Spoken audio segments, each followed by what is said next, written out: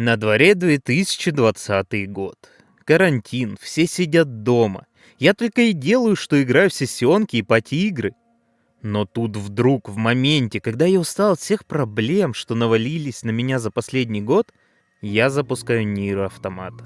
Оборачиваясь назад, я до сих пор не могу понять, как так вышло. То ли мне наскучили однообразные мультиплееры, то ли надоело общаться с людьми, то ли захотелось от всех проблем уйти в какой-то выдуманный мир прямо с головой. По крайней мере, именно так я и познакомился с Нир Автомата. Саму игру я купил гораздо раньше.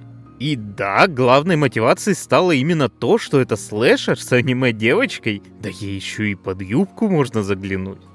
Но пару лет Автомата просто пылилась в библиотеке, пока не пришло время. И тот момент был идеальным. В 2020 году я в принципе не знал, чем мне стоит заниматься по жизни. YouTube-канал был скорее мертвым, кое-какие деньги я зарабатывал монтажом, а в вузе, в который несколько лет я стремился попасть, окончательно разочаровался. Я был на распутье и не знал, куда двинуться, и тут в моей жизни появляется Йоко Таро со своей Нир Автомата. Обычное совпадение, случайность или судьба? Но именно мое необъяснимое желание прикоснуться к этому Граалю привело меня туда, где я есть. Хочу, кстати, предупредить, в ролике будет очень много спойлеров к Дракенгарду и обеим Нир, так что смотреть на свой страх и риск. Сама по себе Автомата кажется простой игрой. Обычный слэшер, в котором есть какой-то накрученный японский сюжет. Выглядит она не то чтобы ахти, а состоит всего лишь из нескольких связанных между собой локаций. Буквально все кричит о том, что это проходняк категории Б, на который время свое тратить не стоит. Но когда ты погружаешься в этот мир, начинаешь разбираться во вселенной Нир, залипаешь в эти игры, перепроходишь их, находишь всякие секретики, именно тогда понимаешь, насколько они обширны. Йоко Таро в принципе странный автор. Геймдизайнером он стал случайно, нежданно заимел свою серию игр, и все это под достаточно строгим издателем Square Enix. Но есть в этом человеке то, чего не хватает многим современным разработчикам. Капельки безумия, нахальства и желания нашкодить. Когда ему сказали делать фэнтези Дракенгард, он взял и добавил альтернативную концовку, в которой человек с драконом попадает в наш 21 век, в Токио, и начинает сражаться с богами. Тут прилетают истребители. Люди хотят заебашить все ядерными бомбами, а боги и дракон используют магию. Безумно ли это? Учитывая, что всю игру до этого мы были в типичном фэнтези? Однозначно да. Надо ли было это добавлять? Конечно, незачем. Но именно это стало отправной точкой вселенной Нир. Йоко Таро, конечно, подвластен издателю. То, что ему скажут, он и будет делать. Но с его натурой стоит ждать каких-то приколов, странных и неожиданных вещей, возможно, даже необъяснимых. Но с годами, с выходом все новых игр, даже самые сумасшедшие идеи обретают смысл. И то, к чему привела безумная концовка Дракенгарда, за это стоит быть благодарным именно ему. Сам по себе мир Нир — это максимально простая история. После смерти дракона и богов по земле начинает распространяться болезнь, выкашивая всех людей. Но вот прошло несколько десятков лет, и ты обычный парниша, что живет вместе с сестрой в одном из выживших селений, и тебе предстоит выполнять всякие ежедневные просьбы жителей. Все просто и банально, пока ты все дальше и дальше не погружаешься в этот мир. И с каждым разом он становится только многослойнее. Йоко Таро, в принципе, очень любит подавать свои истории с разных сторон, с разной степенью открытости. И поначалу все кажется каким-то сломанным, очень странной структурой. Но продолжая дальше и дальше, до тебя доходит, что это было. И только со временем все выстраивается в единый монолит. И самое крутое в его играх то, что они общаются с вами напрямую. Вы выстраиваете эту вселенную в своей голове, проходя все дальше. Не через записки, не через какие-то катсцены или предыстории. Мир выстраивается вокруг игрока. Именно поэтому Нир Автомата в 2020 году произвела для меня некую революцию. Я не мог и представить, что есть какие-то игры, в которых ты вот вообще ничего не понимаешь, Все тебе кажется неправильным, странным, а затем все резко осознаешь. И тебя будто бьет током. В моменте обычный слэшер с запутанным сюжетом и сексапильным андроидом превращается в невероятную структуру, вызывающую непреднамеренный страх. Игра понимает, чем хочет быть. Она не пытается чему-то научить, рассказать какую-то историю или просто развлекать. Ее задача, чтобы ты начал чувствовать ее, понять какие-то смыслы через свое собственное восприятие. За это я и полюбил Йоко Таро. Конечно, в нашем мире есть и другие разработчики, что могут сделать нечто невероятное, схожее, но в нужный момент я познакомился именно с ним и с его творением.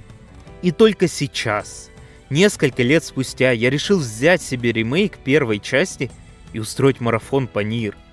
Перед началом я думал, что вот смогу понять эту вселенную еще лучше, узнаю какие-то нюансы. Но вы даже не представляете. Я не ожидал, что игра, которую я буквально завершил на все концовки, может раскрыться заново после того, как пройду приквел. И ведь дело не в том, что в первой части есть какие-то предыстории персонажей или опущенные факты. Если Нир Репликант началась через 50 лет после концовки Дракенгарда, то между Автомата и приквелом прошло 8000 лет. Просто вдумайтесь, 8 тысячелетий, 80 веков! И при таком огромном временном разрыве Репликанты Автомата — это одно целое, неразделимое повествование. Хотя Нир Репликант из себя и представляет достаточно устаревшую игру как в геймплейном плане, так и в графическом, но если вы играли в Автомату и вам понравилось, я настоятельно рекомендую прикоснуться и к первой части. Да, в своей сути это игра о постапокалипсисе, выживании обычного мальчишки в этом мире. Большую часть времени вы будете выполнять однотипные просьбы жителей, ходить на охоту, доставлять посылки. Проще не придумать. И все это парень делает, чтобы хватало денег на лекарства сестре. Но все вмиг рушится, когда ты узнаешь, что люди в этом мире — это на самом деле не люди. Ты, сестра, Кайна и все жители — это оболочки. Репликанты созданы искусственно. И все для того, чтобы болезнь, появившаяся из-за магии, прошла, а после в эти оболочки вернется настоящие личности. А тени, с которыми ты сражаешься на протяжении всей игры, это и есть сознание людей, настоящего человечества. Ну, точнее, то, что от них осталось. И в этот момент игра из типичного постапокалипсиса превращается в непонятно что. Это уже не просто поселения, которые пытаются выжить. Необычные торговцы, необычные рыцари — это тела без души, что начали обретать свое сознание. А из-за того, что место в голове как бы занято, все, настоящим людям и вернуться-то некуда. В момент этого осознания рушится буквально весь смысл. Если ты начинаешь игру и видишь сообщество людей, которые пережили катастрофу и продолжают свою историю, то сейчас ты понимаешь, а люди-то и не спаслись. Они вымерли. Тени начали деградировать, стали нестабильными, и из-за этого нападают на репликантов. А убивая каждую из них, будь то ребенок или взрослая особь, ты убиваешь настоящих людей. И я не скрою, это осознание пробирает до мурашек даже сейчас. Хотя после всего этого репликанты продолжают свою историю, ты уже не можешь воспринимать ее по-другому. Но при этом игра все равно дает надежду. Да, по сути люди вымерли, история человечества на этом закончилась. Но на Земле продолжают жить репликанты. Они строят свои сообщества, воспроизводят философию людей, борются, торгуются, испытывают настоящие эмоции и чувства. Поэтому окончание одного — это начало другого. Но после этого мы приходим в Автомату. Мы играем за андроида 2B, который является боевой единицей подразделения Йорха, созданного для борьбы с роботами, что заселили Землю, и их создателями инопланетянами. А человечество, в свою очередь, основало базу на Луне, чтобы оттуда командовать и только после полной победы вернуться и отстроить цивилизацию заново. Великолепное начало. Оно показывает, что все-таки надежда была не пустой. Андроиды теперь населяют большую часть планеты и сражаются с машинами. Теперь есть новая цель, новая мотивация — освободить Землю. Именно с этим мы и встречаемся, впервые запустив игру. Но заходя все дальше и глубже, мы встречаемся с машинами, которые пытаются уподобляться человечеству. Мы встречаем робота, что хочет быть красивой, и для этого постоянно себя улучшает. Встречаем мирную деревню с Паскалем, который не раз спасет нам шкуру. Находим лесное королевство, где роботы попытались осознать, что значит быть государством. Или встречаемся с религиозными фанатиками. Игрок и андроиды видят, что машины не так уж сильно отличаются от них самих и от людей. По крайней мере, они хотят быть похожими. С ними можно даже договариваться, торговать. Но приказы Йорха не обсуждаются. Нашей главной задачей все-таки остается уничтожить машины, чтобы восстановить человеческий генофонд, чтобы люди могли вернуться с Луны. И все это работает до второго акта, когда мы пересаживаемся за Найнес, который может взламывать машины, воровать данные, влезать в разные системы. Именно поэтому он становится тем, кто больше всего сомневается, а точно ли машины враги? А точно ли все так однозначно? Есть же данные, что люди уничтожены. Но все это раскрывается после того, как он влезает на главные сервера Йорха. И если поначалу ты видишь, что это военное подразделение выполняет задачи, которые приходят с Луны, тут все и раскрывается. На самом деле это не Йорха созданы сервером, а наоборот. Лунная база была сформирована командованием Йорха. И все для того, чтобы у андроидов на Земле была мотивация. Была цель уничтожить машины, освободить планету для возвращения человечества. Поначалу нам даже объясняют, как человечество выжило после репликанта. Но все это оказывается фикцией. Продуманным планом командованием Йорха. На самом же деле уже и нет людей. И войны между андроидами и машинами тоже нет. И в этом всем нет смысла. И окончательно это все раскрывается только в третьем прохождении, за Итуи продолжением борьбы Найнес. Каждая история персонажа несет в себе свои смыслы. Туби принимает судьбу, следует приказам начальства, и даже когда у нее появляется чувство к Найнес, которых быть у андроидов просто не может, она не идет наперекор программы. Найнес же во многом сомневается. Он хочет понять машину. Даже прохождение за него начинается с того, как он наблюдает за маленьким роботом. Он не перестает задавать вопросы и находит на них ответы. Эйту же, в свою очередь, стала ренегатом.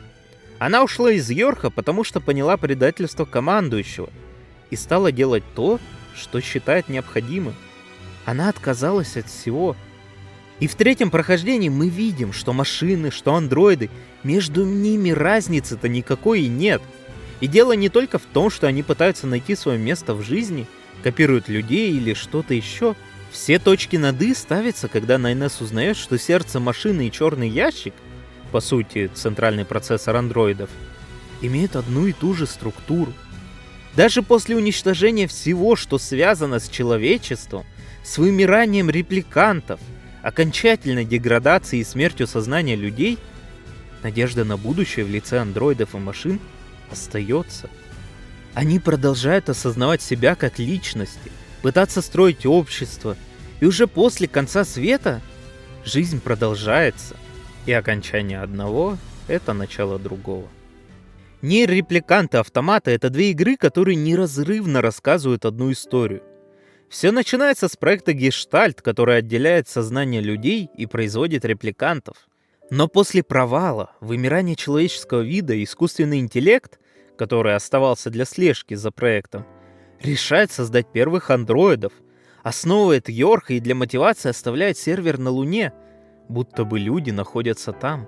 И даже после уничтожения Йорха и сервера на Земле остаются машины и андроиды, которые идут по стопам людей, осознают эмоции, собираются в общины. Даже после, казалось бы, конца, финала, история продолжается.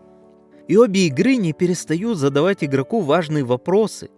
Может ли быть ложь во благо? Что будет после конца? Что репликанты, что андроиды, они не знали о своих функциях и истинных задачах, но имели мотивацию. Одни считали себя людьми, другие же во всем полагались на командование. Все жили во лжи с надеждой на будущее, а когда обман раскрылся, вера не исчезла. Они продолжили жить, но с осознанием себя. Поэтому даже когда все рушится, когда что-то не получается, все равно надо верить. Все будет и наладится. Я считаю Нир Автомата моей самой любимой игрой. В ней есть изъяны, есть даже сюжетные дыры. Но она пришла в мою жизнь, когда это требовалось больше всего. Мы все живем в циклах, есть удачи, есть падения, но мы продолжаем вставать и идти. Даже когда все кажется бессмысленным и путь от нас скрыт, мы найдем дорогу. Автомата пришла ко мне, когда я натурально выгорел, был в тупике. И именно она заставила собраться и продолжать этот путь по жизни. В 2020 году я был готов все бросить. Чуть ли не уйти в лес и стать отшельником, настолько меня все заебало. Но я продолжил, и вот мы здесь. Самое забавное, что новый YouTube-канал, на котором вы смотрите этот ролик, я создал с мотивацией сделать хороший, большой видос по Нир, чтобы мне самому было чем гордиться. И сейчас, мне кажется, я это сделал. В Нир ты постоянно в тупике. Мир мертв, твои цели ложь, прошлое не вернуть, правда же ломает. Но персонажи все равно делают шаг. Потом еще один. Не потому что так надо, а потому что история продолжается. И отдельно я хочу выделить самое, наверное, сумасшедшее решение Йоко Таро. Одну из концовок Нир Автомата. Когда все погибают и надежда вместе с ними, начинают идти титры. Ты можешь отказаться от борьбы или же встать против Бога, против несправедливости. И вот, ты начинаешь свой последний бой, сражаешься с титрами. Это невыносимо, сложно. Они чуть ли не читерят. Ты проигрываешь раз и начинаешь все заново, проигрываешь второй и снова сначала, так из раза в раз. А после игра предлагает попросить помощи у других людей. В этот момент к тебе начинают присоединяться неизвестные союзники. Музыкальное соло превращается в хоровое пение, а после победы у тебя есть выбор. Стереть все свои сохранения, чтобы ты мог также помочь кому-то, незнакомому тебе. И даже стирание всех данных, собранных ресурсов, концовок, выполненных квестов — это возможность помочь кому-то другому, подарить ему надежду на победу, как это сделали для тебя. Серию Нир для игровой индустрии переоценить невозможно. То, какие вопросы и этические дилеммы поднимает, то, как выворачивает привычное повествование, не раз вас заставит решить судьбу даже друга. И запоминающийся саундтрек, который нередко вторит смыслом и раскрывает проект с других сторон. И ни одна игра не заставила меня чувствовать столько ответственности за свои решения, как Нир Репликант или Нир Автомата. Они в центр истории ставят не героя, а человека, который выбирает судьбу этого мира и свою.